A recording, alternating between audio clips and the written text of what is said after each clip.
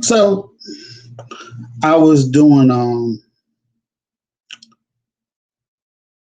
so I'm looking at the games and stuff with Clemson and UNAV, analyzing the game. Then I came across this article, and it was done by Sports Illustrated, and it talks about the position grades. Um, it gave Trevor Lawrence at quarterback A plus, 314 games without an interception. I think he threw for 300 yards.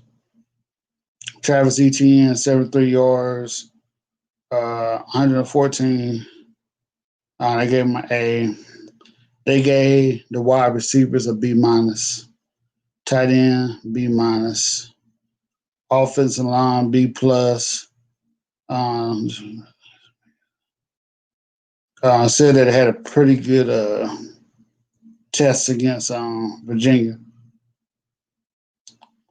Linebackers A minus, secondary A. Andrew Booth, who was excited to see all year because everybody's been talking about how good he was on the state of Georgia.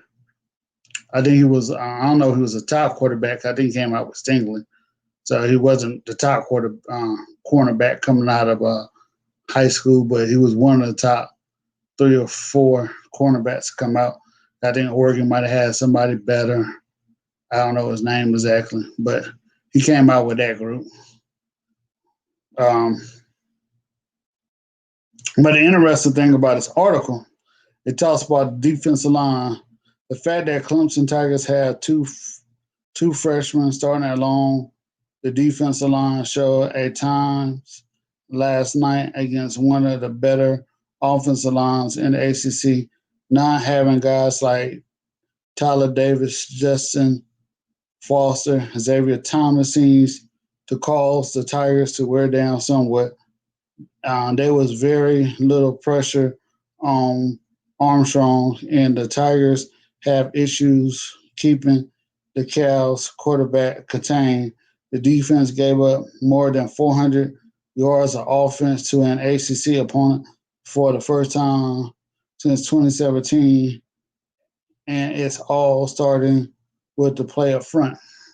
Now, coming into the season, before they said that Clemson strength was going to be his defensive line, and that shows because while we have so many issues right now on offense, I saw it against the Wake Forest team. Uh, you're missing. I don't know why Tyler Davis and Justin Foster's not playing. I know Xavier Thomas had strep throat, and it was complicated by him having COVID, so that was an issue. But I haven't heard why Justin Foster or Tyler Davis is not playing. Justin Foster missed the first game against Wake Forest, so it's okay. Maybe he had some medical issues. Really wasn't playing. Goodrich missed the game, and Kendrick missed the game. Guess Kendrick was being punished for something. But I haven't seen anything online saying why Foster Davis is not playing. Uh, Maybe they have some nagging injury where they're just not ready, or Clemson thought they can get away with winning the game without them too. But it's very concerning to me, especially going against up tempo Miami team coming up this week. I mean, like I said, it looks like they got worn down. Uh, Clemson controlled the game all the way through. They were more talented than UVA. But Miami, we can make jokes all day. Miami got some talent. I don't know how good the offensive line is, but they do got some talent with King and I think 2 running backs, both of them freshmen. So one thing I noticed about the game though too, Clemson didn't blitz that much, but I was just worried. I mean, you got Jordan Pinkney, Breezy, uh, I don't know if Captain Hart is playing this year, but you had those four. So defensive tackle shouldn't have wore down. But the defensive ends position, you only have Murphy, Mascal.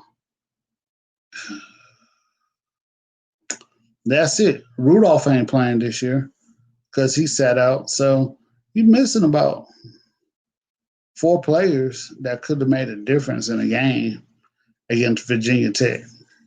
And that's going to be a big concern versus Miami. But I just want to share with you what I saw about the Grays.